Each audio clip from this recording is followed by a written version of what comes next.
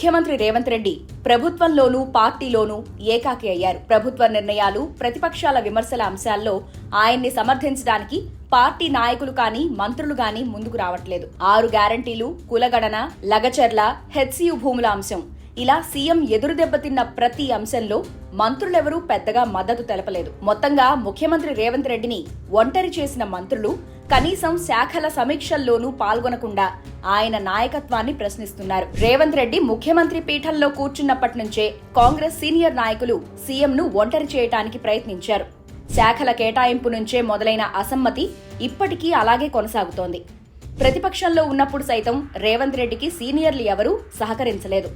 అప్పట్లోనే పీసీసీ అధ్యక్షుడిగా ఆయన్ని వ్యతిరేకించిన వాళ్లు సేవ్ కాంగ్రెస్ నినాదాన్నిచ్చిన విషయం తెలిసిందే. ఉత్తమ్ కుమార్ రెడ్డి, భట్టి విక్రమార్క, కోమటిరెడ్డి సోదరులు రేవంత్ రెడ్డి ముఖ్యమంత్రి అభ్యర్థిత్వాన్ని తీవ్రంగా వ్యతిరేకించారు. అప్పటి నుంచి ఇప్పటి వరకు వాళ్ల ధోరణిలో ఎలాంటి మార్పు రాలేదు. తెలంగాణ తల్లి విగ్రహం మార్పు అంశంలో సీనియర్లు అసంతృప్తి వ్యక్తం చేశారు.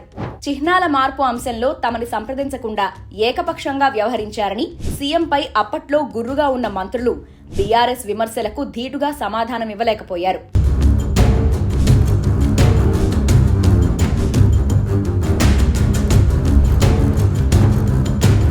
ఇక 2023 బడ్జెట్ సమయంలోనూ భట్టి విక్రమార్కకి సీఎం రేవంత్ రెడ్డికి మధ్య విభేదాలు పొడచూపాయి. తాను చెప్పినట్టుగా కాకుండా ఇష్టానుసారంగా వివిధ రంగాలకు నిధులు కేటాయించడాన్ని వ్యతిరేకించిన రేవంత్ భట్టిపై సీరియస్ అయ్యారు. కానీ భట్టి ఏమాత్రం తగ్గలేదు.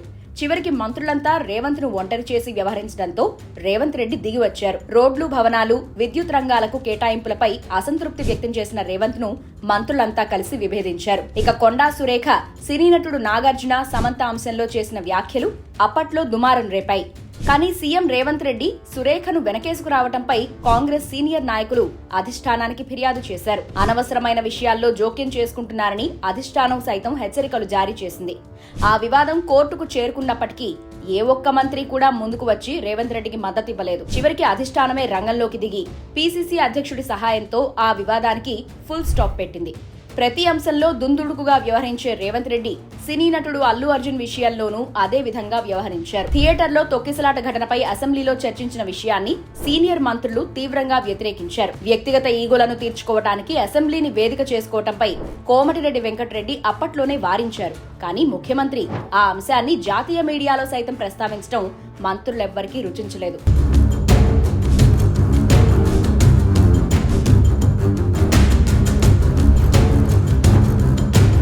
అందుకే ఆ అంశంలో ఆయన వాదనల్ని సమర్థించడానికి ముందుకు రాలేదు. చివరికి ఆయన బహిరంగంగానే తనపై వస్తున్న విమర్శల్ని సమర్థంగా అడ్డుకోవడానికి ఎవరూ లేరని, తాను ఒంటరి పోరాటం చేస్తున్నారని ఆవేదన వ్యక్తం చేశారు. వివిధ శాఖలపై నిర్వహిస్తున్న సమీక్షలకు కొందరు మంత్రులు హాజరు కాకపోవడం సైతం ఆయనకు ఆగ్రహాన్ని తెప్పిస్తోంది. వైఎస్ఆర్ హయాంలో కేవీపీ అన్నీ తానే చూసుకునేవారు. ప్రభుత్వానికి, పార్టీకి మధ్య వారధిగా పనిచేసేవారు. కానీ ప్రస్తుతం కేవీపీ లాగా రేవంత్ రెడ్డికి ఎవ్వరూ లేకపోవటం లోటు. సీఎంకు కంటి మీద కొనుకు లేకుండా చేస్తున్న కొందరు మంత్రులు అధిష్టానానికి పలుసార్లు ఫిర్యాదు చేశారు. అందుకే రాహుల్ గాంధీ సైతం మంత్రుల మాటలు విని ఢిల్లీకి వచ్చిన రేవంత్ రెడ్డికి అపాయింట్మెంట్ ఇవ్వకుండా అవమానించారని సమాచారం. ఇక కులగణన సర్వే అంశంలోనూ తానొక్కడే ప్రజలకు వివరించి చెప్పాల్సి వచ్చిందని, ఎస్సీ, ఎస్టీ, బీసీ వర్గాలకు ఇంతలా తన ప్రభుత్వం చేస్తున్న మేలును ప్రజాబాహుళ్యంలోకి తీసుకువెళ్లటంలో కాంగ్రెస్ నాయకులు విఫలమయ్యారని ఆయన ఆవేదన చెందుతున్నట్లు సమాచారం.